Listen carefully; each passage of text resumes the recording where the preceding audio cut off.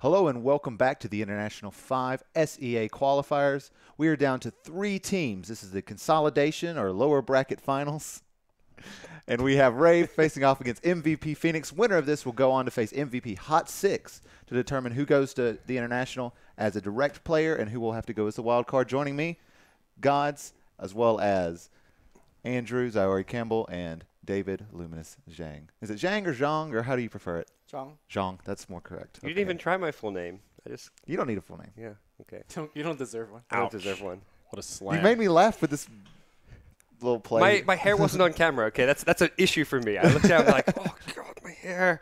It's on camera. Yeah, I have to deal with First world problems. I have to deal with you making you focused on camera behind the desk all the time anyway. Yeah. You and Winter at DAC was awful. Because y'all would want to stay on the same side of the desk because y'all would analyze together normally, and the height differential. And he comes up to like my belly button, so that's atrocious. So this game, guys, MVP Phoenix and Rave, these guys started off in the same group. They actually ended up tying, had to go to a tiebreaker, and MVP Phoenix ended up winning out, sent Rave down to the lower bracket where they had to fight through. Now, these two teams, no strangers to each other. They've played each other a lot back in the past. Mm-hmm. Absolutely. And this is a matchup where I think throughout the past 6 months, Rave overall has maybe been the stronger team, but when these two teams go head-to-head, it really feels like a 50-50 clash for the most part, even in big matches. For the longest time, it was MVP Phoenix who were kind of the top Korean team, but then Rave just around the time of DAC happened, even a little bit leading up to DAC, they kind of overtook MVP Phoenix and actually won like kind of back-to-back, I think, KDL finals against them as well as some big SEA tournaments against them, but the past few months, after MVP's roster reshuffle, it feels a lot more even between these two teams. Yeah, we saw them square off in the tiebreaker, just the best of one head-to-head to see who would take the group, and it was about as close of a game as you could hope for, I think. There were multiple times when it seemed like one team would take it, and then they would strike back. It was very bloody, very action-packed, and it was MVP Phoenix that ended up taking the win, but I could easily see either team take this series. Yeah, we don't really have much to go on apart from the fact that MVP lost a best-of-3 coming into this, and then the fact that Rave won a best-of-3 coming into this. Maybe momentum going the way. I feel like I'm giving a Mafia defense. Don't have much to go on. 50-50 could go either way. Don't lynch. Yeah, I would agree. It kind of comes down to a play style difference between these two. MVP Phoenix, probably the team second only to TNC at liking to group up and just fight early, whereas Rave likes to give JO a little bit more space. Maybe go, 4 protect 1 in the fact that the 4 are fighting to protect the 1. So we'll see how that play style goes up against each other. Lumi, if you had to choose which play style you think kind of works out against the other, what do you think works? Do you favor the 5-man or more of the 4 and 1? Ooh, I like 5-man more because I think it's all about objective. Right. MVP on the dire side playing 5-man actually helps them, getting Roshan being one of the bigger objective. But if you have to make me choose one of the teams to take this BOD, I'm going with Rave. I feel... Okay, I have production in my ear. I feel that the loss of the 2 support player for MVP Phoenix, I thought they were the star player, not March, not Febby, not Kyo, because they made a lot of work. Not to say that these new 2 supports aren't up to snuff, but I think Rave, to me, is the better team, even though the matchup are very close. And again, like you said, it's 50-50. Right. Yeah. And speaking of these roster changes, KPI is a recent pickup for MVP Phoenix. But here we have Rave, actually. So let's talk about them. We've seen a lot of them in the past. They've kind of kept a relatively stable roster over the last several months. We've seen them perform surprisingly well at DAC. That's really where they started, pick up some fans, pick up some followers. Great performances there. Jo, a guy that if you're a follower of NA Dota, you probably know back from his old Evil Geniuses days, even back to TI5, I believe it was, playing with Complexity, was it? The team with TC and IX Mike. He, to me, is the player who needs to kind of step up his game, though. Right. He's been consistently good. He's very consistent, but he never has, stellar performances. When Rio and Chrissy have a bad game, I've never seen Gio say, it's okay, I'm going to just have the game of my life and carry the game, whereas I've seen Rio, Chrissy have just incredible performances and win the games just on their own. So Especially Ryo. That offlane Earthshaker is the one that stood out to us a lot because he hadn't been playing it before this event. That was the first time it was debuted here in this qualifier, and they had a few amazing games with it. Though in this series, I'm not convinced it'll be the go-to. It seems to really shine against the teams that give them a little more space early on so he can sit in the lane. Once that safe laner starts moving around, he'll get some recovery farm. But when that 5-man kicks in a little bit earlier than expected, perhaps, that's where his offlane Earthshaker feels a little lackluster. Yeah, I tend to agree there.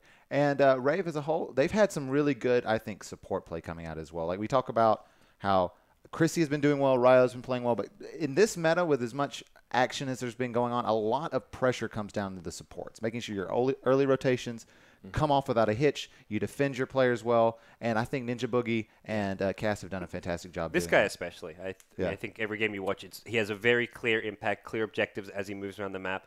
I don't know if the same can be said for Cass. Maybe it's more his playstyle where he's playing more defensively, looking to just protect his carry's farm or whatever it may be. But Cass doesn't seem to have as high impact as Ninja Boogie. But that just may come down to their roles within the team. Yeah, two key supports that Rave look towards. We saw them play Chen a little bit seldom, but it is a hero that they will pull out from time to time, and also the Wisp. They're one of few teams in this qualifier that can really utilize that hero well. Honestly, I would expect to see Wisp banned out in every game this series. Yeah. Would you agree with that, Lemmy? Do you think Wisp is a big part here in this series? We've seen it snuck through, and I think Wisp isn't the worst hero to face if you're playing more of a group up style. That's Obviously, true. Wisp Good gives point. you some split pushing power, which is annoying to deal with if you're grouping up. But I feel like if you have strong lanes and you shut down the Wisp, that's something we saw a lot in China as well as Europe qualifiers, where they go like Wisp Rubik. And suddenly, I don't want to say the lane is auto lost, but it's just a weak lane that can't really rotate, that can't really gank. You know what they're going to do. They're going to double stack jungle, which teams are dealing with it by warding. So I think it's okay to leave Wisp in the pool, but it's definitely a very strong hero. And I imagine they'll pull it out in one of the 3 games. And then, I'm expecting it to go 3 games. Bat Rider's the other one that coming into this event they had played a fair bit, but we have seen so little Bat Rider, really just in the TI5 qualifiers in general, not just for SEA. He's fallen off the map pretty hard. I think he's gone. I don't think he's coming this series either, but at least for these teams. Yeah. And speaking of MVP Phoenix, they've had some of these roster changes we talked about. They've kind of split their squads. They kept March and QO on this main Phoenix squad, and Forev and Heen went over to Hot 6 with Ryzen taking a bit of a break from competitive Dota. Now, for MVP Phoenix, one player that they have added on, KPI, is a guy they've added on along with Febby, and you've played a bit with KPI in the past. Yeah, KPI is insanely individually skilled. He put teams on his back with his Tinker in the past when he was playing with CSW, as well as if you go really old school with Fumofu's team. He's just incredibly individual skilled, plays the mid lane, plays the carry role. For this team, he's mostly in the carry role, but he brings a lot of talent to the table. And I'm a little biased being an Australian, but this is a big pickup for this team, I think. Yeah, what really stands out to me about this team is their ability to utilize the very, not defensive supports, but sustainable supports. Yes. They love that Dazzle Witch Doctor duo, and it just fits so well with that 5-man strategy that they've been playing. Nuts on the Witch Doctor in particular. He has had an incredible run. I think he's still undefeated. If last I heard, he was 8-0 on Witch Doctor in his most recent run, and I think that still holds true. But There was 3 Witch Doctor loss in the previous BO3 coming into this. I'm not sure if the stat has been broken because of that. It was on both teams. They didn't have the Witch Doctor every time, and I'm having trouble remembering. He might be 8-1 now, but regardless, that is a hero player combo you need to be wary of. And that was a bit of a Statsman curse going into the series yesterday when I was talking with Lemmy, because Witch Doctor was 18-3 going into the finals there, and then he ended up losing 3 straight games in a row. So. I still think he's a very strong hero. Maybe just coming back towards the mean a little bit. I don't think any hero in Dota is 18-3 good across. You just have to think about the style they play with that 5-man group up, having Shadow strong. Wave and Voodoo Restoration. It just makes sense why it would be good if you can execute that kind of a strat. Right, I would agree a lot. All right, guys. So, do you agree with these numbers? 67 to 33%. That seems a little one-sided. No, to me. definitely not. Well, I think what happens is you have to pick one of the 2 teams. So if you're not really betting based on the percent. So if I personally think it's maybe 55-45 in Rave's favor. Okay. So I would bet Rave. And if everyone else thinks that, suddenly the bet percent goes like 80-90% Rave. So that's a good point, actually. All right, well, really quick before we talk about these picks, do you agree with Gods at the 55-45, or do you have some different numbers? I think that's pretty close. I would say, if anything, it's maybe a little closer to 50-50, but we're sort of splitting hairs at that point. It's a toss-up. Let me 50-50 going into game 3 for sure. Well, I'm going to be a little bit of a contrarian. I'm going to say 60-40 in the way of MVP Phoenix. I've been really impressed with their play recently, so we'll see how that goes. All right, and we see the Leshrac coming up from MVP Phoenix, one of their favorite heroes to put QO on. Wow. They also will run as a support, and then we'll see the Shadow Fiend Earthshaker coming out from Rave. Interesting. They're the ones to ban out the Witch Doctor here. These 2 teams have played so many times, they both love Witch Doctor. That's true. That's true. Going back to, it was the Summit 3 SEA final, they played a best of 5, and all 5 games Witch Doctor was a key hero. I think it was picked in 4 of them, banned in 1, and it was like the first pick worthy hero. Teams who had first pick would pick it over Queen of Pain, over Sniper back on 6.83. It was just insanely high prioritized by both teams. And some respect going the way of that Spirit Breaker. We have seen Rave pick it up actually as a first pick in a couple of games, and mediocre success. Some games it looks really incredible, others not so much, but still a very irritating hero to deal with, especially if you want to grab that Queen of Pain, which obviously MVP Phoenix did. Spirit Breaker is a great hero to deal with all of her elusive abilities. So what we saw today from Rave Shadow Fiend play by Jo is that he went for a lot of Yule Scepters, which I think it worked out really well in those games because he was, I think, one game dealing with an Orchid on a Queen of Pain and a Bloodseeker Bloodright. So obviously the self Yules was going to debuff Silence. But he most of the time was using it very offensively, killing the Queen of Pain. There was a Disruptor that had an Agadem on the other side, and he would just blink Yules, solo Requiem. So I wonder if that's going to be the same playstyle that we'll see from Rave, farming a lot in the beginning and then going for key pickoffs and taking it a little bit late. And obviously we talked about MVP Phoenix going for more of the 5-man style. You guys talked about the Witch Doctor as well as Dazzle, I believe, giving the sustain. Yep. One of the heroes that both these teams favor quite a bit is the Disruptor. And I think Disruptor is a hero.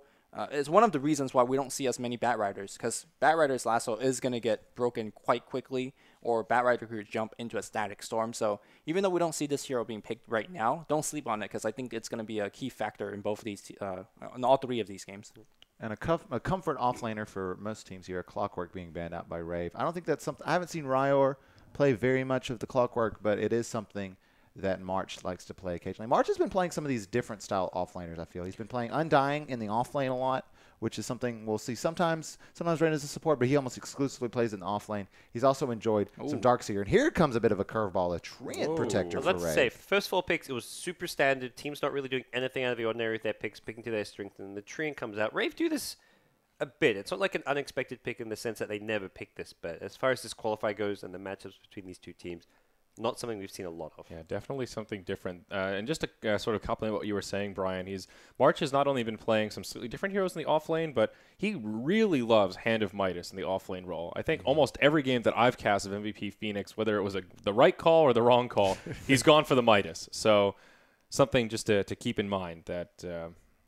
I think he usually goes for those heroes that don't really need items, right? They need levels. So he goes for a lot of these, and he realizes that what you're working with when you're running these 5-man strats, your biggest weakness is that when you group up this much, your team XPM is usually pretty low. Like, you can get in a position that you can win several fights, but you're so low on levels that if you really don't take a lot of objectives from that, you can end up behind because your supports and even your cores are so under-leveled. So getting a Midas is sometimes not the worst decision. Now Shadow Demon for MVP Phoenix. We'll set up for the Lesh. I like it. I think the trade means Earthshaker probably needs to go offlane. You kind of trade Earthshaker support to it. You can't double melee support. No. It's not going to work. I mean, there's maybe some lamps where it can work, but not the Rave playstyle. It works if you have like super aggressive kind of face rush heroes, but that's not what Rave do. Yeah, Shadow Demon pick a little bit of non-standard, but obviously it sets up Leshrac. But more importantly, I think he's one of the supports that could give you a couple of ways to deal with that living armor. Poison obviously hits 2 ticks. Once you disrupt somebody, sure, you could give him the living armor, but those illusions will help you beat down the armor as well. Right. That's a good point. With a Treant pick, I think Rave just wants to make sure they secure their lanes, right? You give boots on Treants, and it's really hard for MVP to pick up a support that could even harass Gyrocopter. I mean, what's the best support you could pick here that's not Darkseer, right? Darkseer's banned out. That could, like, even walk into the lane. And I think it's where they also ban the Clock, because Clock's one of those offlaners who just does the little trees, cogs trick, and then suddenly he's got creep waves at his tower. There's not really any offlaners that stand out that being able to contest that They might be even forced into running dual lanes, which is not something MVP Phoenix likes to do. I love the Treant Protector with the Gyrocopter, by the way, because Gyrocopter is a hero that sometimes likes to be a little aggressive in lane, maybe even dive the tower to get those last couple of hits of Rocket Barrage off. And Treant Protector is a hero that really allows them to do that with impunity. Yeah. You could run something like Queen of Pain Lich dual offlane. Oh, Lich. And when Treant comes in, you just like zap him with the poison. It's like, you want to trade right clicks? I'm going to outrange you. But I think Talk about a forgotten support. That's the offlaner for March this game. Yeah, he's going to have to play very defensive, just use this hero's survivability to try to stay alive while stacking Ancients. I feel like I've seen a lot of Beastmasters in this position where they're just not going to get a lot, and I don't know how I feel about it. I think I've seen a lot of underleveled Beastmasters with no farm, and when it comes to mid-game, they're kind of just a roar. The vision's really good, and I think maybe I'm underrating the vision that they provide, but I feel like in team fights, an underleveled Beastmaster just doesn't really give a whole lot. Rave actually went up against an offlane Beastmaster in one of their opening group stage games against Invasion, and they punished the Ancient stacks by rotating in, killing the Beastmaster with a smoke gank, and then just took the Ancient stack. So Right. something you can always... I mean, they've versed this very kind of thing before and have shown they can adapt and make sure they keep tabs of the Ancients. And Gyrocopter, Shadow Fiend, two heroes that are probably best equipped to take out enemy, Ancients really fast. So they can kind of go in, get a kill, and within 15 seconds, they've cleared up the Ancient stacks. And with Earthshaker there and Trio Protector, they can feel pretty safe taking them as well, as long as they get a kill first. So Rave's last support, I was about to say Rubik would be fantastic here. It gets banned out. Maybe Disruptor is the backup. You just want some good kind of range zoning support, I think. Rubik's a bit better because he can rotate mid and go for ganks a bit better than a Disruptor can. Something like a Skywrath Mage could be okay here. Have some silence for the Queen of Pain. It just falls off so much in the mid to late game, and that's generally where Rave look to take their fights. They don't prioritize the early game pushing and... I'm sure they would have loved the Lion here. That's the Ninja Boogie classic, but absolutely. He's been banned out. they could be going for a Vengeful Spirit. Maybe that's a hero that we've seen Rave really like, and that's not been banned out. It's not the best zoning support, but it gives them a good mid game with like minus hammer from Shadow Fiend, from Venge. You throw another Aura. I think it's probably it's not the best choice, but I think it's the best choice of the remaining heroes that they have here. Yeah, it is definitely in their comfort zone. A lot of teams haven't been playing Venge on this patch, but it's one that Ninja Boogie still plays actually a fair bit. Crystal Maiden even. And there it is. Yeah, there we go. Not a huge surprise. So MVP Phoenix. This gives Beastmaster a better time in the offlane, though, depending how Trio moves around the map. If they tri-lane it, Beastmaster's can obviously not get much, but I think tri-lane just to zone out a Beastmaster is not necessarily efficient. Right. For Phoenix here, I think they really need a roaming partner for the Shadow Demon. They have two of their three lanes that they have right now, Beastmaster is really the one that's going to struggle the most to win his lane. Queen of Pain is going to do relatively well against the Shadow Fiend. Same for Leshrac against the off lane Earthshaker. He's probably going to get all the farm he wants. It's just dealing with the double creep waves that push in and making sure you get efficiency. He probably won't kill the Earthshaker, but he'll be doing fine on farm. Are we positive that's a Leshrac carry, though? It could be support. Not positive, it could be support, but I think likely. KP normally plays it, but Yeah. like you say, it could be something else. I really don't. When I've seen it in SCA ran as a support, with the Shadow Demon, it's a little better, but it's just a Shadow Demon and Leshrac duo, when you're getting ran at by the opposing team, it just doesn't really have the same appeal to me. Like it's really easy for them to get burst down. Well, only 10 seconds left, so if all else fails, we can be patient here and see what MVP find. I'm going with settles on. support. Ah, yes, a Winter Wyvern. Winter Wyvern, okay.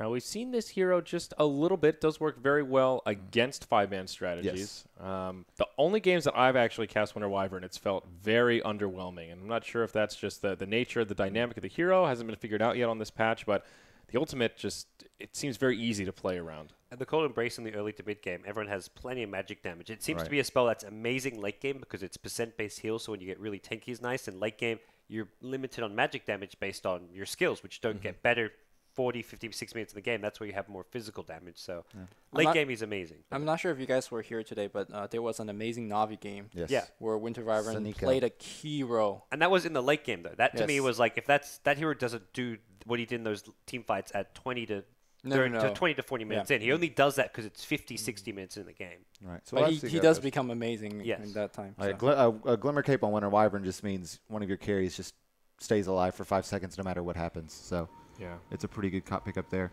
All right, guys. Well, with that, we have the losers bracket finals. Winner of this goes on to the international one way or another.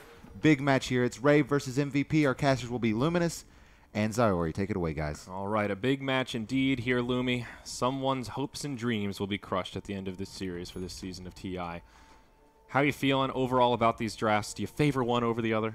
I think it's pretty okay on both sides. I don't think any team has a particular advantage.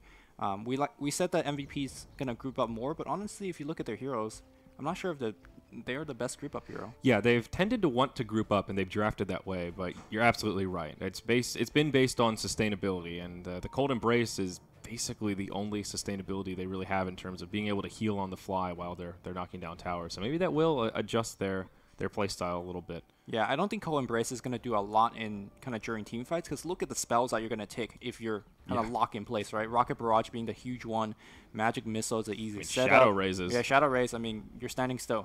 He's not missing his raises. Yeah, hopefully not at least. So the only interesting thing to point out is that Trian did not go boots first. So I guess you're not putting too much pressure on the Beastmaster, because when you run at him, he'll just run away. You're not going to get too much hit off. And that boar is going to be pretty annoying as a result. Because when you're running back, that boar slow is going to chip at you a little bit by a little bit. Yeah, absolutely. Looks like lanes will be fairly straightforward, though, on both sides of the coin. It will be that off-lane Earthshaker that we talked about, Shadow Fiend mid, and a defensive tri-lane for Rave. And yeah, there's Ryo with his boots first.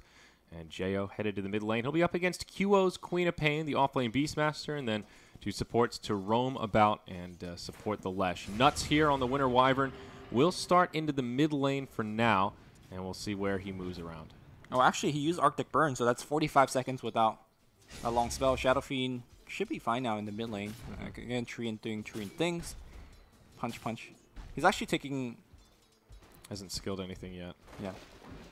So I guess he'll wait and maybe level the Leech Seed, but just in case he needs a Living Armor to save somebody from a First Blood attempt, perhaps. Yeah, he could get Leech Seed and Punch March much more, but he obviously is not going to get the kill. In fact, Double Boar, he's losing way more HP, and that's where not having the boots is an issue.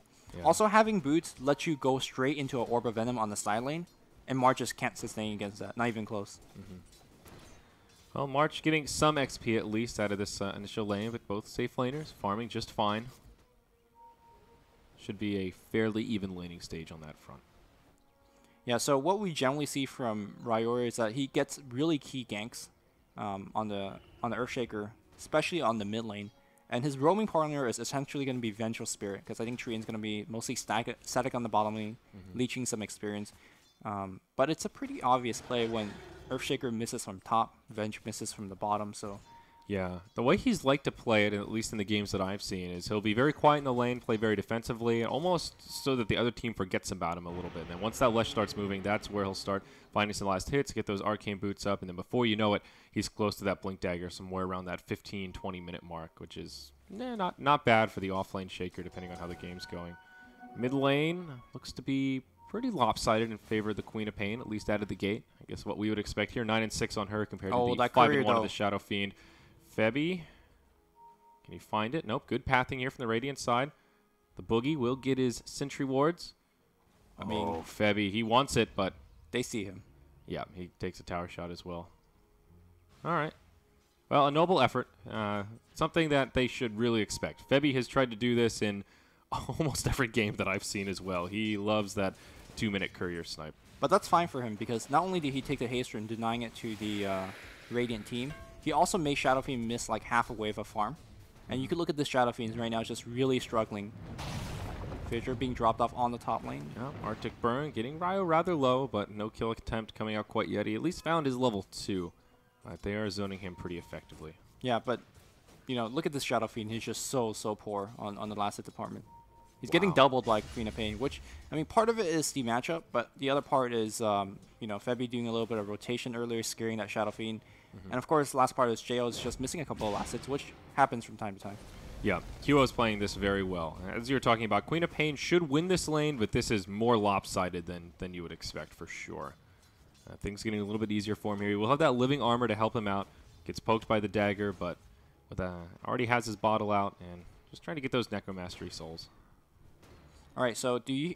I don't think I've heard you favored one draft or another, but seeing how the first 3.5 minute played, do you feel that either team's going to have the advantage, let's say, in the next 5 to 10 minutes? The next 5 to 10 minutes. I think in general, I like the Rave draft just a little bit better. I like that they have a lot of lockdown to set up for the Gyrocopter. It's like just the nature of Gyro and Treant on the same team, I think, is really good for those mid-game team fights. If you can land a decent overgrowth, sets up for call downs, flank cannon, all that good stuff. MVP, I'm having trouble imagining them looking very strong without a classic 5-man group up strat, and that's where I'm wondering how they will adjust their strategy, and if they'll even try that, or if this is where they'll pull out some of those pocket strats and show us some of their versatility. Queen of Pain losing a lot of health on the mid lane. I imagine took a couple of rays. He's forced to kind of go back and bottle up. But and for the Queen of Pain, are you thinking this is an Orchid first game? We've seen a lot of Aghanim first, especially in the SEA region, but that's also coupled with a lot of safe lane Queen of Pains that we've seen. So this seems like a pretty good Orchid game to me. Yeah, well, Orchid's decent. One thing you know about Rave is that both the cores will eventually go for PKB.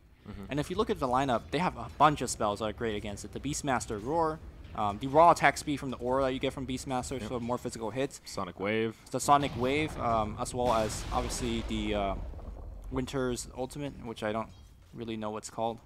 I guess I could look at Winter's Curse, I believe. Winter's Curse. So I guess there's less emphasis that you need to go Aghanons because of that. You have so many counters to the BKB, which counters your Orchid. It's like a double counter. Does that make any sense? Yeah, I think so. Sort of.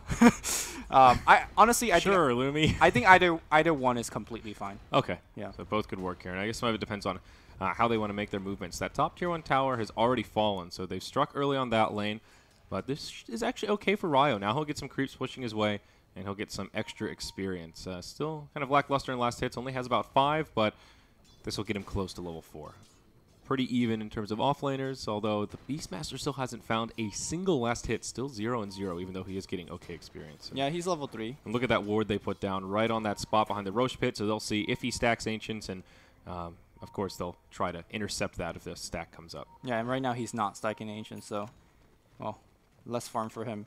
One thing that we haven't really mentioned is that when you play mid Shadow Fiend, as Ninja Boogie gets a little bit of trouble, but he does have Living Armor, Magic Missile, and a Raise goes off. Second Raise will hit as well. Kyo dropping low, but looks like he's going to be fine. Meanwhile, the Poison plus the Boar coming in. Rocket Barrage is going to go on March as well. Looks like Deny was not going to be there. Arctic Burn chasing on the backside. March running away, but there is going to be, well, there you go. Well, almost gets the Deny. Jay will finish him off with a Shadow Raise to the face, a 1-for-1.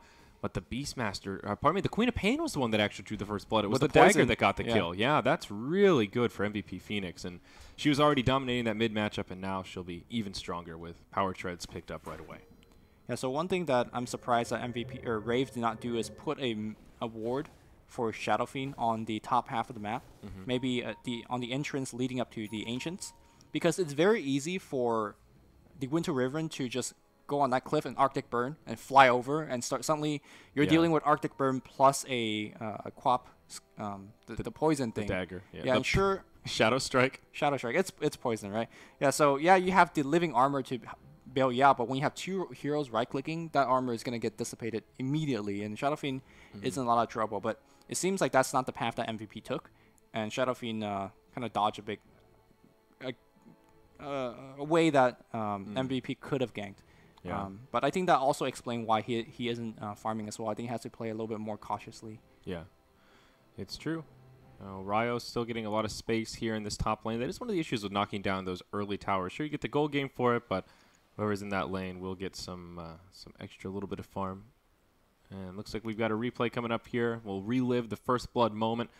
It was a pretty close call. Ninja Boogie comes in, tries to set it up on the Queen of Pain. Looks like he's in some trouble, but will drop the stun. Sets up for an easy set of raises, but then March is there. And Ninja Boogie definitely would have gone down if it wasn't for the Living Armor, so that did almost tip things in favor of Rave, but at the end of it, do you think Chrissy should have just gone for the deny here? It looks like he wanted to. Yeah, I think he wanted to. And slightly mistimed it.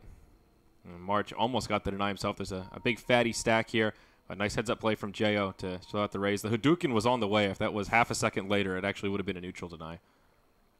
So pretty nice play there. So how do you think that the Winter pick has been working out for MVP? Seems like he's actively harassing quite a bit, both in the top and mid, and obviously participating in that kill attempt on the bottom lane. It's okay so far. I mean, I think what we agreed on during the analyst portion is that great late game support. Yeah, and this is kind of where he's at his weakest, where he hasn't maxed his spells yet, where he doesn't have his ult, and he's kind of relying on. It's a she, by the way. She? Winter Wyvern. It's a lady Wyvern. Okay. Come on, Lumi. Have some respect. It's a very masculine dragon for a lady, though. I mean, I'm kind of. That looks like a feminine eye to me. Look at that makeup. Well, she's a there's little there's no makeup. She's a little prickly for sure, but Wyverns will do as they will. Okay. But I think it's been okay. Given that this is, as you mentioned, one of the weaker times of this hero in terms of her power curve, I think she's achieved a fair bit so far. Okay. I mean, what do you think? Would you agree, or there's only been limited opportunities? I mean, we're only 7 minutes in. Yeah, so. I definitely agree. I think a lot of times what we see from Winter play is that it kind of just sits in lane and sap experience and really don't do anything. And then the mid game she falls behind because she doesn't really get the farm opportunity. But it seems like this game she's in there participating. Well, here's Queen of Pain with an invisibility rune on, a sonic wave at the ready. Looks like the rotation will be towards the bottom lane to try and pressure this gyrocopter. Chrissy is the last hit leader right now, has his phase boots up. Ryo's also rotated towards the mid, but this will be a 4-on-2. And Nature's Guys keeping Chrissy safe for now. Invisible scouting things out a little bit here. Nice play from the Treant, going a 1-1-2 build at level 4 just to have that little bit of flexibility. And it will actually stop the gank from coming out. So it looks like they did actually use tree before. So one thing that, as we might have more lag, I'm not sure if this combo works, and I want to say it does. But when you Cold Embrace, whatever that healing thing is called. Yep, Cold Embrace, you got it. Cold Embrace on a target, and then you disrupt them. I believe you come out with a full heal, or I think you heal while you're in the I think you heal disruption. in it. So it's essentially a kind of, hey, back off. It's a freebie. Yeah, it's a free heal. But with that said, you're also using 2 excellent defensive spell on the same hero. But I think the point is that MVP has a lot of flexibility against what Rave wants to throw at them. And when you're dealing with, for example, Magic Missile, which is a very kind of single target spell, you kind of could de-spell and debuff that quite easily. That's a really good point, actually. I have not seen Shadow Demon and Winter Wyvern on the same team, so I can't say definitively, but based on just the general mechanics of how Disruption work, I would imagine that they play pretty nicely. And Yeah. I would imagine MVP Phoenix have figured that out already if they were going to pick this duo. Looks like we're having some good old classic SEA lag here for Rave. Although Rave, are they playing from Singapore, or are they back in Korea? I think they're back in Korea, yeah. They should have...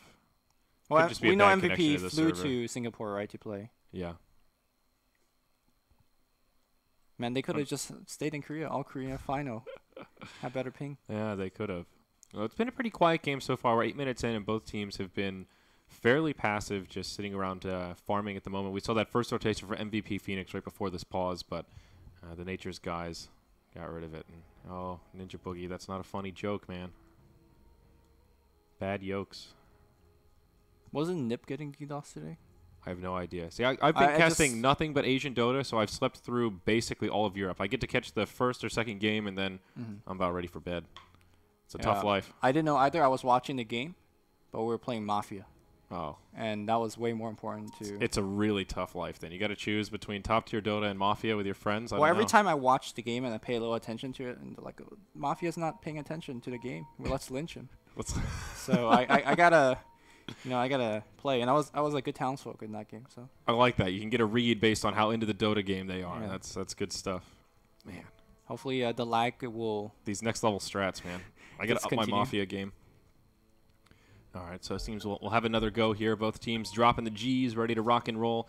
The Queen of Pain rotating back towards the mid lane. Disruption set up onto the Shadow Fiend, but there are supports nearby for Rave. They're actually smoked up right now. QO just throws out a scream and will blink back to safety. So no bloodshed here in the mid lane. All right, no harm, no foul. Cast. Looks like, yeah, that It's being a Nature's mobile guys. ward. That Nature's guys definitely done his work. Oh, they're going for March. Call down to set things up. March taking huge damage from the rocket barrage. And, oh, yeah, that'll be an easy kill. Chrissy will get credit for that one. He just TPs out straight away, says, Cast, good luck to you, sir. And he's going to need it because the Sonic Wave connects on both, finds the kill on the Treant, and also steps up on the Venge. Ends up being a 1-for-2. Both supports fall on the side of Rave, and Gyrocopter did get the kill on Beastmaster. So slight favor to the Dire side, but... not too bad given that Gyro did get a fair bit out of it. Now Jo will be rotated on in the mid lane. Shadow Poison as well as a dagger comes out. And Ryo will rotate. Shadow Demon just gets dropped. Fissure to finish him off. And when you say that's MVP grouping up, but Rave is the first one that pulls 3-4 heroes on the mid lane, they're going to make a siege at this T1 tower. And I think it'll really go down without too much of a fight. I say that though, here comes March TPing in. Yeah, tower very low on HP. Glyph comes out early, and Chrissy will get the last hit as the Gyrocopter. It's a little burst of momentum here from Rave, as in the bottom lane, MVP Phoenix will pressure this tier 1, but Jo comes down, double raise, connects on KP, takes a tower shot as well. Can't quite close the gap to finish him off, but Lesh... The tower does it. Oh, the tower does get the last auto attack. All right, there we go. Great turnaround from Rave. They defend the tower and get a kill out of it, and don't forget, Lesh is at position 1, so Shadow Fiend finding a kill on a very high-value target. Yeah, and all this meanwhile, we have Gyrocopter now rotating up top. I really like the way that Rave has kind of positioned the hero, moving around the map. Chrissy obviously fighting very actively, keeping into that mid lane, but not forgetting about his farm as well. Yep, looks like he'll just go right into a BKB. Picked up the casual bracer and seems he'll not invest in the full drums, but just get a little bump in the HP as he already has an Ogre Club in tow. Did I mistakenly see Necro Books in that previous fight, or does Queen of Pain has Necro 1? I don't believe you saw a Necro unit. Okay, I just saw I a whole think bunch of like I think you crazy, pigs Lumi. and stuff. Like, that's a very early Necro 1 if that's the case. Great timing Yeah. to whoever that bought it.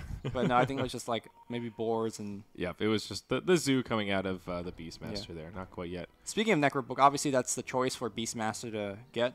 Kind of a very high value item. You get a ton of DPS out of it thanks to your aura and the fact that the melee one has very low base attack time. So it works very nicely on that. Yeah. And the question is, do you think Queen of Pain also will double up? It's not exactly the most common item choice. Well, based on that Belt of Strength, it seems pretty likely. Well, there you go. So that's a pretty good tell. Spoiler alert. If that was not there, I would have said no. I would have guessed Aghanims or Orchid, but the Necro Books are really good against Living Armor, both against towers and heroes, because you just have so many auto attacks, similar to, like you mentioned, with just the nature of having double bore and that kind of stuff.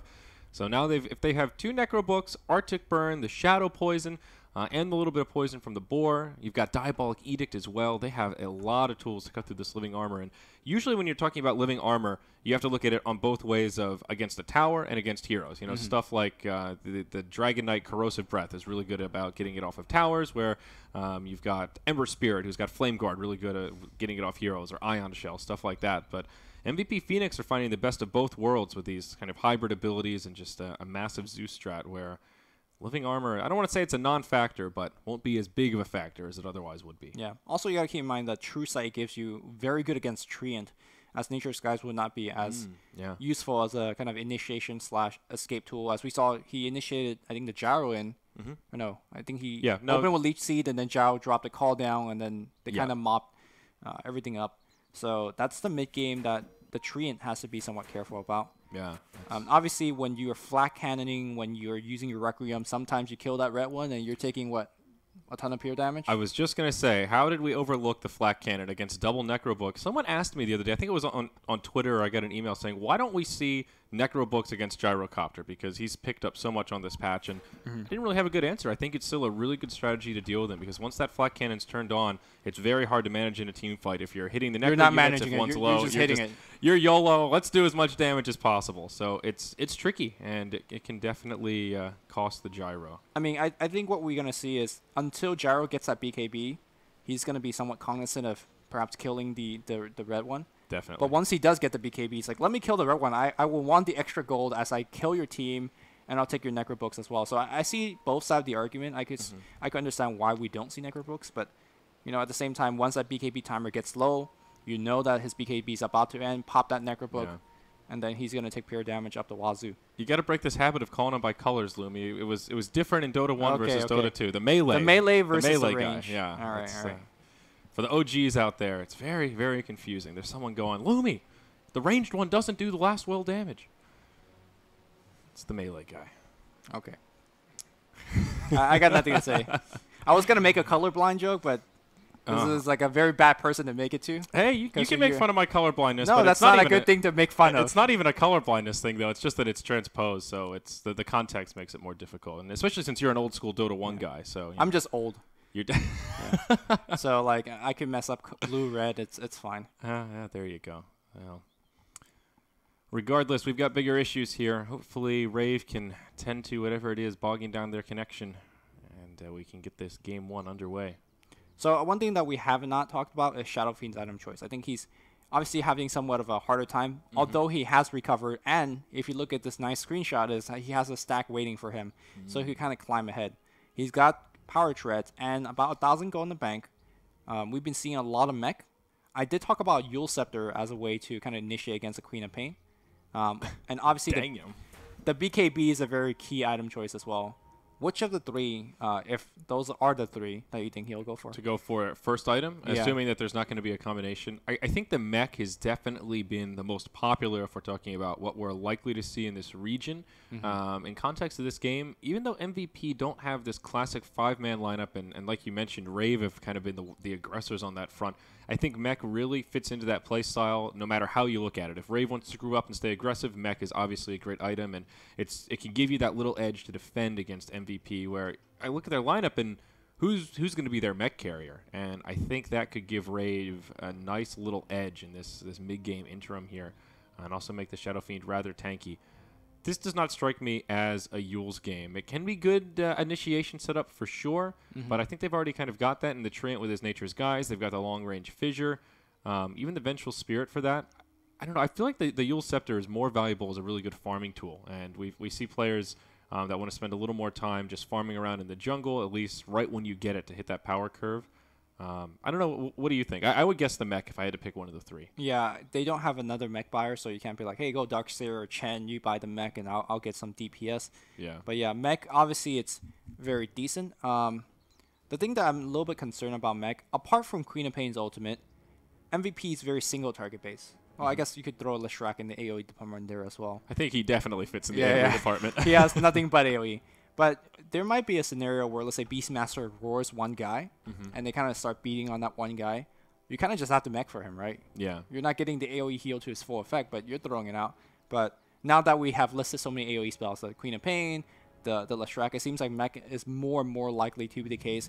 When they open things for Sonic Wave, with the lightning, you just pop the mech and be like, all right, let's keep fighting. Yeah, and I'm always a fan of mech when you have a pretty aggressive matchup. And these two teams, in general, I would say, are rather aggressive, especially when they're fighting against each other. Here we've got some stats to look at it in this qualifier, and wow, look at that. For this TI5 qualifier in SEA, 2 BKB pickups, 9 Yule's pickups, and 65 mech pickups. I'm going to call those 2 BKB pickup the game-losing BKBs. You're so far behind. You got nothing to buy. Let's get that Ogre Club. Let's get the BKB, and then lose in 15 minutes. I think you're definitely right about that one, my friend. So, yeah, I mean, the SEA qualifier in general tends to be a little more bloody, I think, maybe a little more action-packed early on, and that's where mech is just so valuable. Especially in this game where we've talked about the lack of sustainability. Most of those healing heroes that we've seen as comfort picks for these teams have been banned out. Witch Doctor, Dazzle, Wisp, all completely taken out of the pool. So that's where mech maybe looks just a little more valuable. But I'm also I'm a mech sympathizer. I think it's not an underrated item, but a very good one. I think there are not so many situations where you could say mech is a bad item. Unless you're really serious about the split push, can't go wrong with a mech. Now, speaking of mech counters or mech good and bad, I wonder why we don't see more of AA in this scene. Simply because it seems like Witch Doctor is one of the go-to hero for a lot of teams. You talked about MVP loving that sustain. You throw that Ice Blast on top. I completely agree. I actually suggested that as a final pick for the series I cast yesterday against the Witch Doctor Dazzle. Like, this is just screaming Ancient Apparition, and I don't have a great answer for it. I don't know if it's just a hero that these teams are not particularly comfortable with, or they just don't like his kind of play style, but I completely agree with you. I think AA can be very strong in these these kind of games. As we see the Effigy tour here. I think this is why Valve added the effigies, so we have something to look at during pauses like this. We're gonna need more effigies if this keeps on happening. Baby Frog Princess.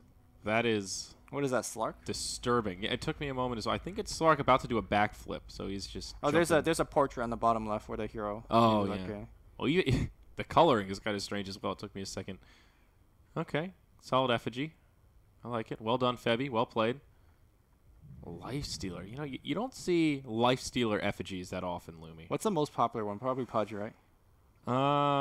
Storm Spirit's pretty popular. He's got a lot of good poses with his, like, you know, arms up in the air and stuff. Yeah, making the peace sign. Who else is really popular? Lesh. Ooh, look at the what is this? First Blood. Yeah, there's a new thing that you could get, like effigy on kills now. Oh, you can get like a heroic effigy. Wow, that's really cool. I didn't know that that was a thing. And it'll do the pose of it when it happened in game. Really? Yeah. That's pretty cool. Yeah, that's a pretty classic one. There's a lot of the lion finger. Look, he's pointing right at the Lesh, pointing into the air. Now, are you one of the haters of the new Lesh staff? Are you one of those purists that's like, I just can't get over my Leshrac holding a big twerk it? I like the big great staff. I just don't like the animation of the stun. It looks too busy for me. Oh, I see. So you don't like the stun. I see. I think in a vacuum, the Lesh stun is really cool, but I do wonder what, once we get to like TI10 and everyone has an immortal, how crazy the game is going to look. It's just a giant dance party. I mean, I would argue that the Disruptor one is maybe a little more busy with the way the kinetic field looks. No doubt it looks awesome, but almost too awesome. I mean, TI10, you're going to see Cloud9 in the finals fighting for second place. And then Envy doesn't have one of the 8 missing Immortal on his PA set. And you're like, report, please. I do really like the anti-mage ones, though. Those the golden glowy glaives. The bashers. Those are... I haven't seen K-Poptosis is making a pukey face, but I think it's badass. I haven't seen the custom bash animation yet. I don't know how that looks. Because I haven't seen anti-mage being picked. Not sure if we were watching. I don't think you were there, but the other day, yesterday morning when the games were delayed, we were watching Fear play a pub game, and he was showing off his golden glaives, but he didn't get the bash. So our admin here, Extreme Chick, trying to figure out what's going on, keeping us in the loop. And I feel like we've kind of theory crafted this early game out about as much as we can here, Lumi. Well, we're theory crafting effigy. That's where that's where we've the gotten to. important things are at. Oh, look at the little turtle. Thank you, Scriff, for pointing out all the nuances on the map. Did you know about all these little turtles, Lumi? I only knew the one where you ward, because that's the one I didn't know about that one. Wow, Scriff knows all the secrets here. There's so many hidden turtles. Is that all the warding spots? Okay, that's not where you ward, so never mind. Is that a frog? I don't know if that one's a turtle. Oh, was that a nod? We need with to the zoom mouse? in. We need to zoom in on that, please. You can zoom in on pause. What a bummer. That's. I think he's trying to say no. We can't zoom in there. Wait, is there a hero right up above it? Oh, there is. Okay, all right. Camera mode. Okay, now I need you to, like, we got the next level tech. Oh, that's a frog. It is a frog. That is not the ice frog. That is the green frog. That's just a frog. Just a regular frog. Yeah. Okay. It's Ice Frog's distant cousin. Did you like that outside box thinking there? He was trying to zoom in. That was really good. Yeah. Lumi, you are a problem That's solver. why I'm here. just for the zoom in cams. These problem solving. So what's been the highlight of your TI5 hub experience? Is it Mafia? You seem to be really into the Mafia meta here. You know, I thought I was good at Mafia, and then tonight the Mafia experience has been terrible.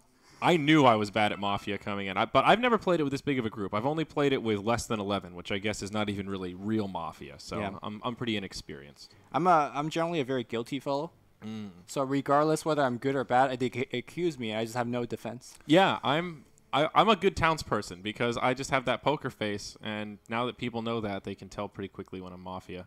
It's also hard if you get your Mafia and the person next to you is also Mafia. That's when I really struggle. The one time in Mafia, I was sitting next to Mac, and apparently we were making the exact same like head movements and like same kind of facial expressions, and it was not very incognito. It's tricky. It's been fun though. Twitch chat seems to be loving it quite a bit.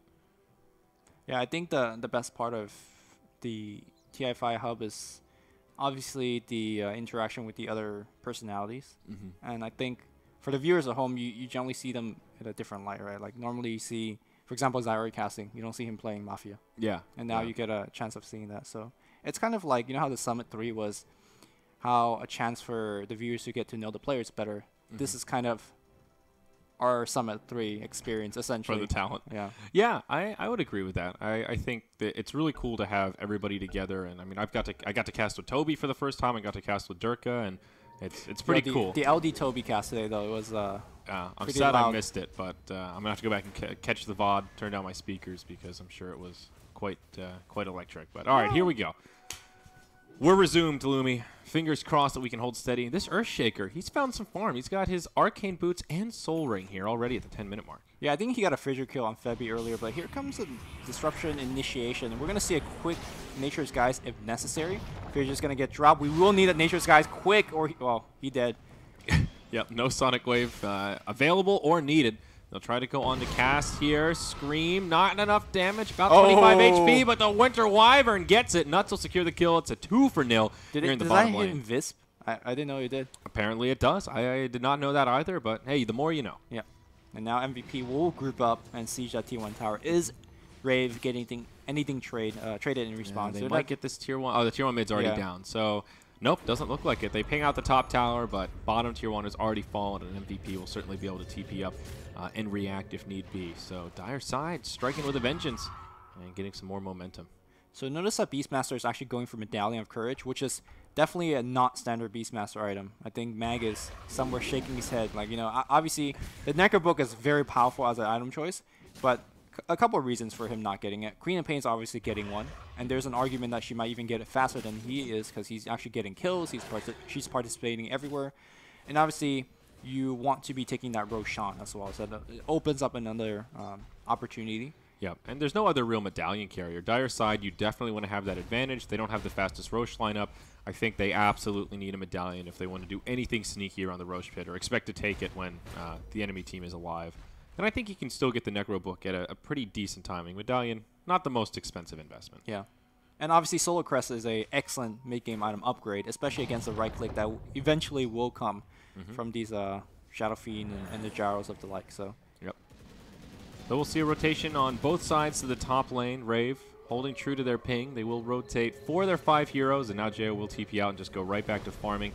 They see MVP Phoenix want to make the movement and defend, so they will not press the issue. Living Armor coming out on that tier 1 tower mid to try and pick it back up. But MVP Phoenix doesn't seem like they've had a big problem just flash pushing towers down, and that's where the Living Armor doesn't really provide a whole lot in terms of anti-push. It's really good when you have a team that can't knock down towers quickly, but I think Phoenix should be able to take them down in kind of one fell swoop fairly easily.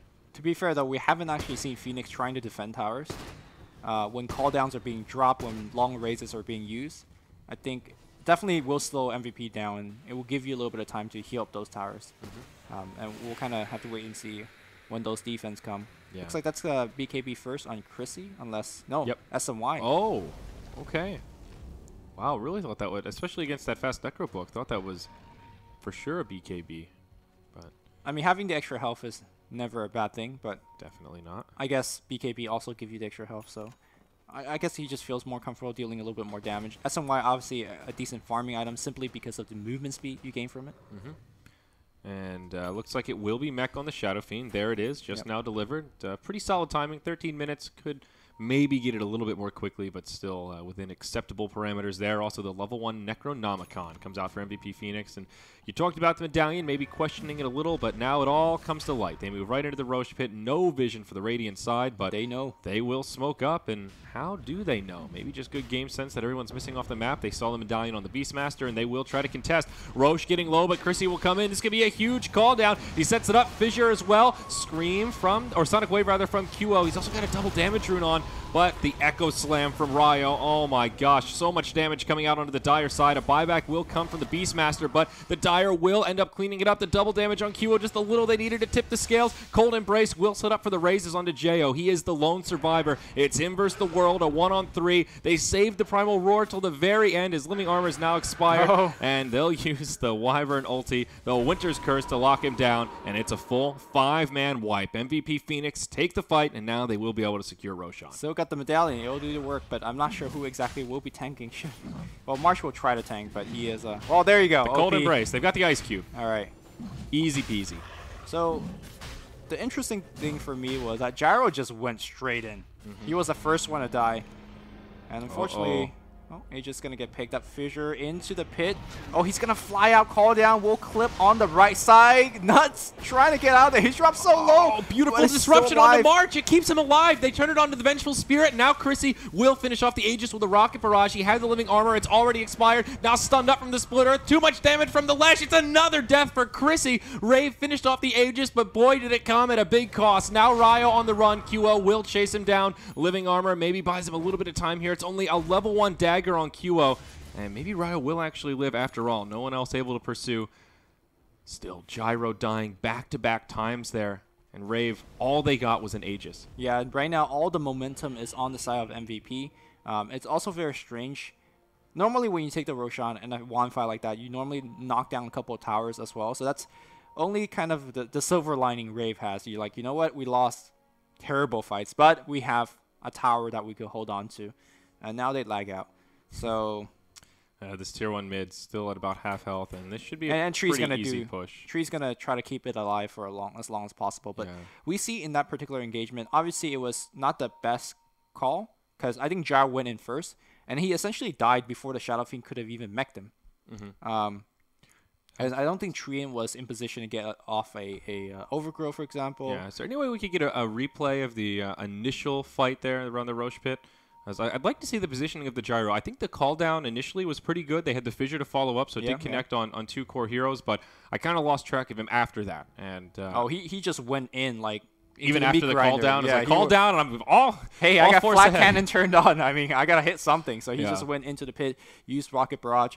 I think that's where disruption actually came into a big part Oh, of it. that was Yeah. huge. Keeping. That's- I think he ate one of the rocket call down, but the second one was dropped. But we'll take a slow mo look. So, all right, Chrissy in the front line. So there's the call down. Fissure will follow up soon, but wow, he just takes so much damage from the Lesh, and then the Queen of Pain just finish him off with the Sonic Wave. I feel like QO did so much this fight. All of his screens connecting on multiple heroes.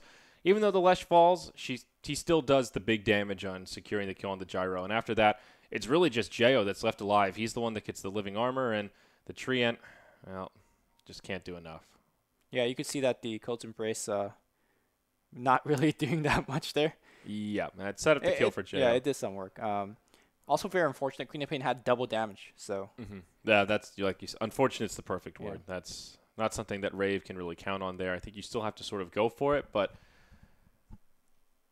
would that have been a lot different if... Okay, and this is the second one. So after Roche has already gone down, March is pretty low. He's the one that has the Aegis Fissure. It looks like he's certainly going to be dead, but the first call down doesn't hit thanks to the disruption. Beautifully played by Febby. He pops back out. Nuts is on the high ground with the Arctic Burn, just barely lives.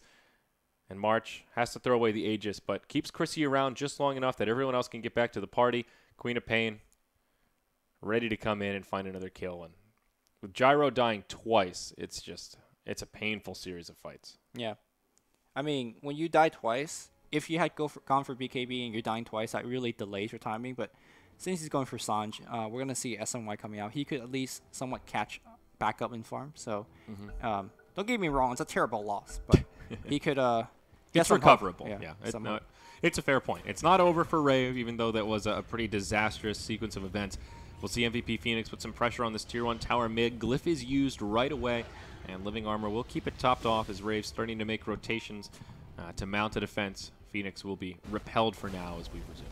Yeah, it will surprise me if MVP decides to like barrel down mid, simply because they don't have Sonic Wave. They don't have the Aegis anymore because Beastmaster had to use it. Yeah. So they didn't really get too much advantage apart from obviously the big gold and experience boost. The big advantage I'm seeing here is not in the cores, but in the supports. You see the leading farmers, they're all pretty comparable, but Vengeful Spirit and Treant, very poor. And then you look at the Shadow Demon and Winter Wyvern, and they're in really good shape. And we should see some decent items coming out in those inventories before too long. Shadow Demon with about 1,000 gold, and looks like a Glimmer Cape coming for the Winter Wyvern. TP out will be interrupted by Febby, and now Jo in a world of hurt. Split Earth will connect, and there's plenty of follow-up damage to bring him down. QO getting the kill on the Queen of Pain. Yeah, this is where champions are made of. If Rave could hold things together, kind of drag the game out a little bit longer, they could take it late, but not if the game's going like this.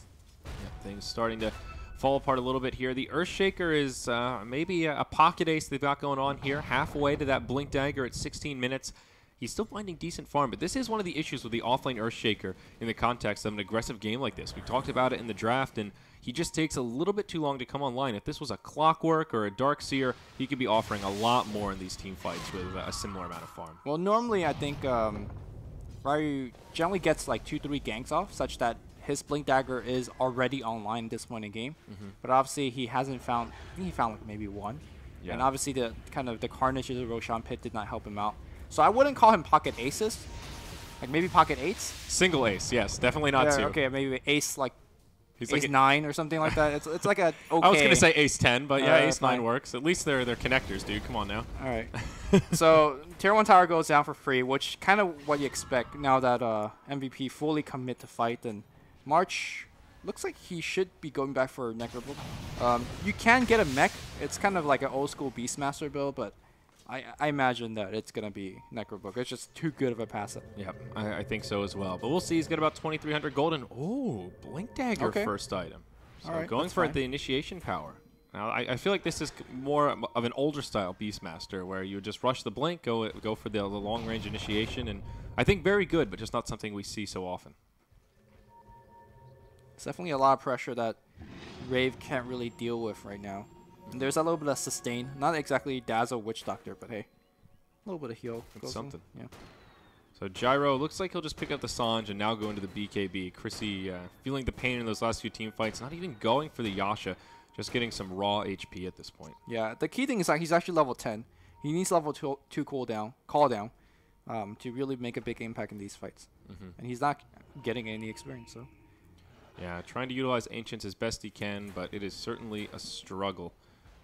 MVP Phoenix staying pretty aggressive here as they're just clearing out the Radiant jungle, knowing that Rave can't really rotate onto the dire side of the map too easily, given that that tier 1 tower in the top lane is still there. They haven't opened up the jungle, and they're just limiting the areas that Rave can farm to try and find an edge. I like the way that MVP Phoenix are moving about the map right now. So what do you figure Queen of Pain's next item is? She's kind of after Necro 3, obviously. Yep. Are we looking oh, at actually has Necro 3 already. So Bloodstone coming out on the Lesh. I think Aghanims could be an option, so they can just keep this game high octane, have an ultimate for every single fight. If she doesn't want to do that, a Shiva's Guard could be a really good item here, though they may want to leave that for the Lesh. I really like Lesh with Shivas, given that he's kind of a low armor hero in general. So you won't say BKB though, because they're so far ahead. Aghanims essentially does quote unquote the same thing and makes you much tankier. I don't think it'll be BKB second item. It's possible, but for what? I mean, you've got Overgrowth that could still go through it. The Venge Stun, I guess Fissure is really the big one. But the way they have these teams set up, especially now with the Blink Dagger on the Beastmaster, QO can afford to sit kind of far back in the team fights and then come in once it's already broken out. So I think the nature of that, you could go BKB, agree. but it feels too safe to me. Yeah, I think it's not even safe. I think it's just the wrong item choice. Yeah, obviously, safe to a fault. Obviously, if or not safe, too defensive is the word. too defensive. Obviously, in the next 5 minutes, let's say Rave double team wipes them, maybe we will revisit this discussion. But for now, Rave not exactly in the best position to do so. But Shadow Fiend has gone for a Blink Dagger of his own. Interesting. Now that one's very interesting to me. High risk, high reward here. Uh-oh, they've got a Sentry Ward down. Cast. He's in trouble. Primal Roar comes out. Axes to follow up. Shadow Fiend uses the mech. Call down. Won't connect on much. And Cast may die to the poison. He does. Febby secures the kill. 1-0 there, and that's just unfortunate. MVP set the trap with the Sentry Ward, and he sprung it. There goes T2. Mech and Treant down for a while. And that's kind of what I meant earlier. When one guy gets roared, you're forced to mech just for him. And then you can't even go in for the fight. But I think Rave was dropping spells just to retreat. Yeah. Rave should not defend this T2, by the way. No call down, no mech. I don't think they really can. I mean, maybe they could. Chrissy is moving as if he wants to give it a try. Yeah, this is a bit risky. Lightning Storm from the Lesh will help poke him back. And without the living armor, this is just quite the easy push. No glyph either, and tier 2 tower falls. It will be KP. That gets credit for that one. So only one outer tower remaining for Rave. It is the tier 2 in the top lane. And the dire side still have 4 of their outer towers still standing. Yeah. One of the concerns of this Rave draft is that you really need a ton of damage from your support. Well, from your other heroes, simply because Overgrowth is not a damaging spell in these fights. So they needed a really early Blink Dagger on Shaker to fulfill the damage department. Obviously, we know Blink is great on Earthshaker for the initiation, but they need it for him to start getting in there and fight, kind of initiate and deal a ton of damage with that Echo Slam. Yeah. And because they don't have that, this lineup is really being crippled. With the Glimmer K, like you said, how is Rave actually going to get any kills? Yeah, and that's a good question that I don't have a good answer to. With Shadow Fiend going for this mech Blink, his damage output is kind of limited. And now he basically has to go for a damage item next, where I feel like he kind of wants a BKB. Yeah. And you just can't go that defensive. And, it's, you know, you can rely on your Requiem Shadow Razes for some extra damage, but as you pointed out, the Glimmer Cape is here. Where's the damage coming from for Rave? I guess the right clicks from Gyrocopter, but he's also been forced into a defensive He's got 2 build. strength items. So, yeah, his right clicks are lackluster, to say the least. And, well, with that, Rave will lose their last outer tower. Yeah, this is not to say, all right, you get BKB, it's the end-all be-all, MVP has nothing to deal with it. I mean, again, to point out, they have Demonic Purge, they have Beastmaster Roar, they have Sonic Wave, they have Winter's Embrace, Winter's Curse. One of those. Winter's Curse is the ultimate. Cold Embrace is the Ice Winter's Cube. Curse. All those spells I've listed out goes through BKB. So yeah, you're surviving a little bit extra longer, but you know you're either slowed or stunned, or you're hitting your allies, or your allies are hitting you. You know, it's not the best. Well, we'll see things slow down just a little bit here. Now that MVP have taken out the outer towers, they will back out. I think they might want to wait for next Roche before they really get aggressive and try to commence the push again. It will be up very soon here. The Hawk already stationed on the high ground to scout it out, and yep, there he is. So I think this will be the focal point. If Rave don't contest, then they need to be ready for a smoke rotation coming their way pretty soon. Well, in the last particular engagement, it seemed like they felt like they needed to contest, right? They kind of just charged in YOLO. They smoked up immediately. Gyro led the charge. And honestly, I don't think he was the best hero to do so. I wonder now, being much further behind, if they could feel like they could still make that play. I don't think they can, though. What is the play for Rave at this point? I mean, they're not behind by an insurmountable lead, but it's getting there. It's nearly 10K net worth. They've got a bunch of Blink Daggers. I feel like the way they've itemized, they need to find some ganks. They need to find some kills. Blink Dagger's not an item that helps you farm that much more. It's a little bit of a mobility tool, but it's really there for positioning and team fights. Well, it's okay for the split push, and I think that's what he's trying to do right now. Yeah, that's but like you're saying, you don't just buy it for the split push. You need to do something with it in the fight as well. And you say they need ganks, and honestly, I think the best tool they have is the Blink Earthshaker. But since he picked up the item, oh boy. Now Solar Crest is here. Easy Roche for MVP Phoenix. They smoke right away. Here's that rotation we talked about. okay. I mean, if MVP gets a pick, they're getting a Rex. That's all there is to it. So Wow, that's a strikingly low amount of Solar Crests on Beastmaster. I guess Necrobook is just so hard to pass up. We'll hold that thought, though. Here we go. March walks into it. Jo, he gets stunned up straight away. He'll get brought down before this fight even starts. He's the mech carrier as well. They blow up the Beastmaster, but I think MVP Phoenix will be okay with that look trade. at that BKB Gyro. Oh, not much is happening. Cold Embrace comes out. That'll keep Febby alive. The Gyro can't stop it. Yule's out on the Gyrocopter. Lesh is there with huge damage. Split Earth, Pulse Nova, all the follow-up lightning damage without a BKB. Chrissy is destined to fall. He can only make it further out of the base, but down he goes. Now swap from Ninja Boogie. Not going to do a hell of a lot. Disruption will set it up. Can they connect with the stun? Nope, he's just a little bit too far away, but it doesn't matter. They've got the damage. It's a 1-for-3 overall with MVP Phoenix taking the fight handily, still with the Aegis in tow. Yeah, I believe they have Necrobook back up soonish.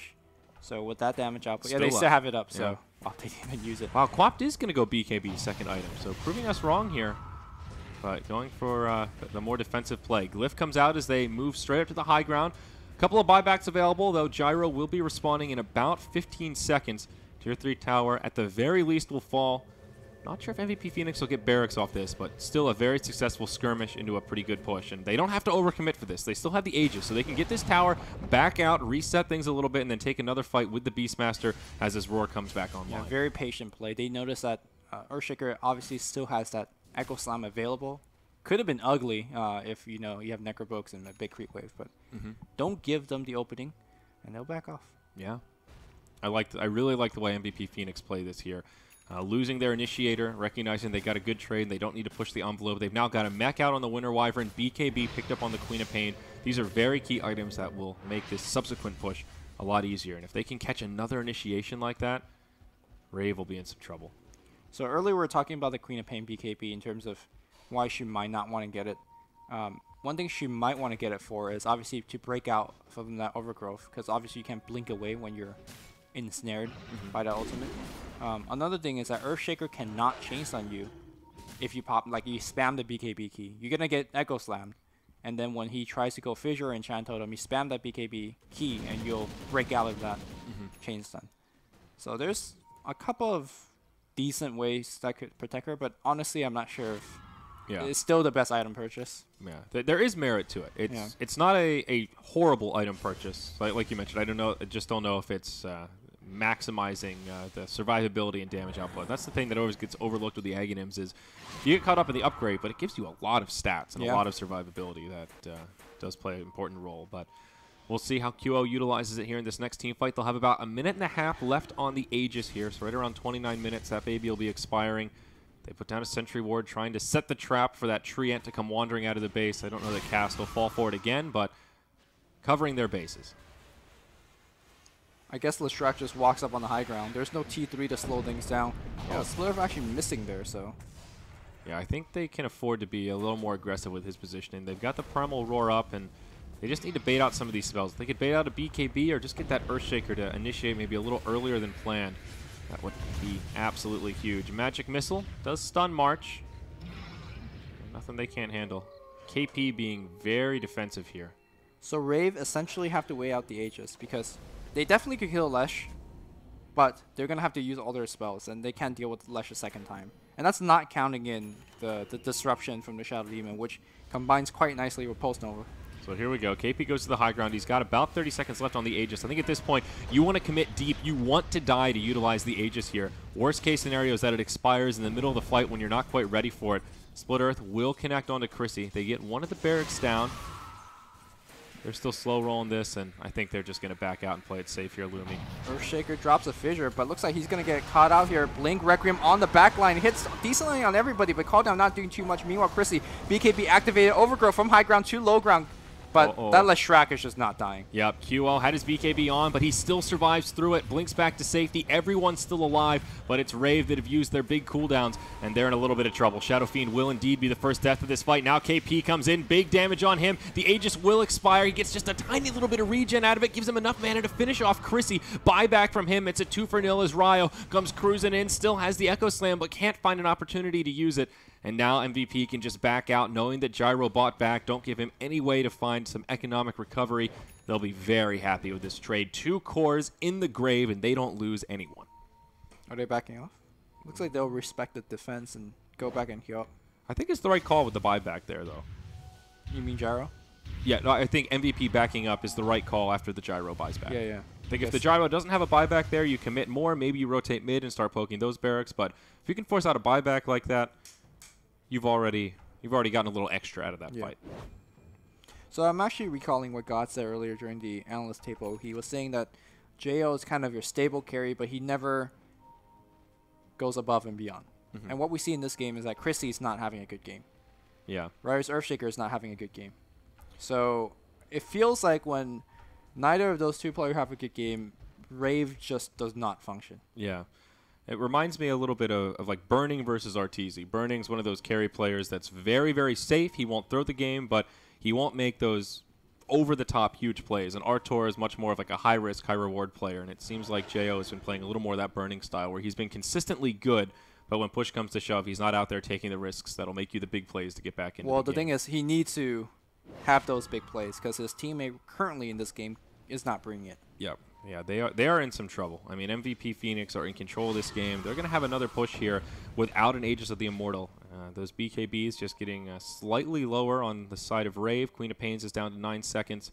And now has an Ultimate Orb, probably the beginnings of just a Scythe of Vice. But this is exactly what we talked about with the Shadow Fiend. He's just gone this very defensive build. Mech, Blink, now BKB. Sure, he can live, but his damage output outside of the Requiem is extraordinarily lackluster.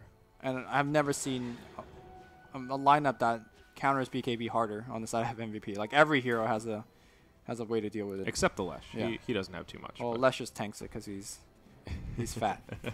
He's a big boy, that's for sure. A lot of items on it. And again, all of the income on these dire supports is really making a difference. This Winter Wyvern having both a Glimmer Cape and a mech is making things a lot easier for this dire side. Don't forget about that Solar Crest, just constantly being thrown on that Leshrac. That too. SNY finished up on the Gyrocopter, so still finding a little bit of item progression here. MVP Phoenix, they really want to finish off this bottom barracks. They'll get a Sentry Ward as they fly overhead with the Hawk. A little scout there. Uh-oh, QO jumps in. Sonic Wave connects on 3. Jo will use the BKB straight away. Requiem tickles the dire side, but really doesn't do a hell of a lot. Winter's Curse comes out, will help isolate them. Call Down doing some good damage. No one dead yet, but Rave running out of resources. And there it is, Cold Embrace on top of the disruption. QO will stay alive, and it's Jo that should go down first, but a swap from Ninja Boogie almost keeps him alive, but Lesh is there with the lightning. It'll cost both of them their lives. GG is called, and it's MVP Phoenix that take game 1 of this best-of-3 elimination series. It don't matter, Lumi. It's over. The GGs have been called, the throne will expire, and well, a pretty dominant victory here from the dire side. MVP Phoenix looking very strong. Yeah, the reason that we haven't seen any big Echo Slam till the last one after the GG was, I think constantly the Necrobooks or the Boars have been stuck on that Shaker. He was not coming in with a big Echo Slam, and they needed that to have even an inkling of a chance. They did a really good job controlling him. But welcome back our analyst panel here, Gods as well as K-Pop Tosis. What are you guys thinking about that game? I want to echo what Lumi said. I mean, March had a fantastic game. We were worried about how he would do in lane, worried that he'd be completely shut down and then go into the mid game without a whole lot of items or experience to do work with. But instead, he played a really fantastic game, kind of making the most out of what he had. We talked about canceling blinks. Honestly, I think that's one of the things that the most experienced players do exceptionally well. I've heard this said of S4 and a lot of other really talented players that when they're going into fights against heroes like Earthshakers, other types of big blink initiators, like the first thing on their mind is let's disable that blink first, because if we can get that done, the fight is going to go our way most likely. So really, really impressive play from March that game. And the big problem for Rave is they don't have any other initiation. I think Earthshaker, in the classical sense, is not really an initiator like a Clockwork or a Centaurs. You don't want him starting off a team fight. Yeah, 5 heroes are grouped up, you take the Blink Echo Slam, but no team is going to give you that opportunity outside unless you're looking at like amateur Dota. That doesn't happen. Earthshaker normally comes in the middle of a team fight, so who actually is initiating a fight? Maybe Earthshaker can throw a fissure from afar, and I think that's really all they've got is a fissure into cooldown to start a fight off, and it doesn't really cut it once you have the sustain on the MVP side. Once they had the Beastmaster tanking up in the front lines, they had the Cold Embrace from the Winter Wyvern. No one was really taking enough damage on the Phoenix side to really ever get low enough that they looked like they were going to die. Yeah. So we talked about it a bit in that game, but it just felt like the pressure for MVP Phoenix forced Rave into all these defensive items with Chrissy going Sanj into BKB, Jo going Blink, or a Mech, Blink, BKB. It just came to this point where they didn't have the damage output. And when they did, there were already Glimmer Capes there. You see the Winter Wyvern as well as the Shadow Demon. Both went Glimmer Cape, and that limits what Ryo can do, and that certainly limits what the Shadow Fiend can do when he doesn't have the right click power. I think Ryo actually played the best of his team. He didn't find any Echo Slams the entire game, but his fissures, his positioning, his movements around the map was on point. He's just versing an impossible draft because there's Hawks always giving vision of him. There was so much pressure on him to do everything. Meanwhile, Chrissy's struggling to farm, and JO's kind of itemized in a kind of suboptimal way. Trian's not going to do anything for high ground defense. Venge is just Venge. So there was way too much pressure on Ryu to do everything when, well, he's an Earthshaker, and MVP Phoenix knew that he's the only hero that had a chance of winning Rave a fight, so they just focused all their efforts on stopping his Blink Dagger. Yeah. What did you think about the co-op Necro first? I know we talked about it a lot in the game, but do you think that was 100% the right decision? You think I've heard a lot of casters say, "Oh, well, maybe this is a Necro co-op game," and it almost never happens. But I feel like this game, it was really the right decision. Yeah, the combination of how good it is against Gyrocopter, the living armor, the living armor. taking that both on heroes and whatnot. The Gyrocopter flat cannons one. The dewarding was a big part of it. I think throughout the mid game there was 1 or 2 picks that it's very to see, why was this Shadow Fiend so out of position? Well, they had no vision. They were just stuck in their base, and you're dealing with Hawk, you're dealing with Necro minions running down, dewarding. That's something that we don't see often. And obviously the late game play where you just stick it on the Earthshaker. Yeah. Deal with it. Try to blink. That's another thing MVP Phoenix did so well was just control the map. Once they started to get ahead, we talked about it. They knew that they couldn't really farm on the Dire side, and they just invaded that Radiant jungle, and they had their Ancients and that hard camp closest to the base. And outside of that, nobody was farming. Yeah. All right, guys. Well, there you have it. The first game of this series. MVP Phoenix do pick up the win. Rave will be fighting for their tournament life in this next one. Stay with us, and we'll check that game up coming up next. Missing off the map. They saw the medallion on the Beastmaster, and they will try to contest. Roche getting low, but Chrissy will come in. This could be a huge call down. He sets it up. Fissure as well. Scream from, or Sonic Wave rather, from QO. He's also got a double damage rune on, but the Echo Slam from Ryo. Oh my gosh, so much damage coming out onto the Dire side. A buyback will come from the Beastmaster, but the Dire will end up cleaning it up. The double damage on QO, just the little they needed to tip the scales. Cold Embrace will set up for the raises onto Jo. He is the lone survivor. It's him versus the world, a 1-on-3. They saved the Primal Roar till the very end. His living armor is now expired, and they'll use the Wyvern ulti, the Winter's Curse, to lock him down, and it's a full 5-man into the pit. Oh, he's gonna fly out, call down, will clip on the right side. Nuts trying to get out there. He's dropped so low. Oh, beautiful disruption on the March. It keeps him alive. They turn it onto the Vengeful Spirit. Now Chrissy will finish off the Aegis with a Rocket Barrage. He had the living armor. It's already expired. Now stunned up from the Split Earth. Too much damage from the Lash. It's another death for Chrissy. Rave finished off the Aegis, but boy, did it come at a big cost. Now I guess Necrobook is just so hard to pass up. We'll hold that thought, though. Here we go. March walks into it. Jo, he gets stunned up straight away. He'll get brought down before this fight even starts. He's the mech carrier as well. They blow up the Beastmaster, but I think MVP Phoenix will be okay with that Look trade. at that BKB gyro. Oh, not much is happening. Cold Embrace comes out. That'll keep Febby alive. The gyro can't stop it. Yule's out on the gyrocopter. Lesh is there with huge damage. Split Earth, Pulse Nova, all the follow-up lightning damage without a BKB. Chrissy is destined to fall. He can only make it further out of the base, but down he goes. Now swap from Ninja Boogie. Not going to do a hell of a lot. Disruption will set it up. Can they connect with the stun? Nope, he's just a little bit too far away, but it doesn't matter. They've got the damage. It's a 1-for-3 overall with MVP Phoenix taking the fight handily still with the Aegis in tow. And I think they're just going to back out and play it safe here, Lumi. Earthshaker drops a fissure, but looks like he's going to get caught out here. Blink Requiem on the back line. Hits decently on everybody, but Call Down not doing too much. Meanwhile, Chrissy, BKB activated Overgrowth from high ground to low ground. But that Leshrac is just not dying. Yep, QL had his BKB on, but he still survives through it. Blinks back to safety. Everyone's still alive, but it's Rave that have used their big cooldowns, and they're in a little bit of trouble. Shadow Fiend will indeed be the first death of this fight. Now KP comes in, big damage on him. The Aegis will expire. He gets just a tiny little bit of regen out of it, gives him enough mana to finish off Chrissy. Buyback from him. It's a 2-0 as Ryo comes cruising in.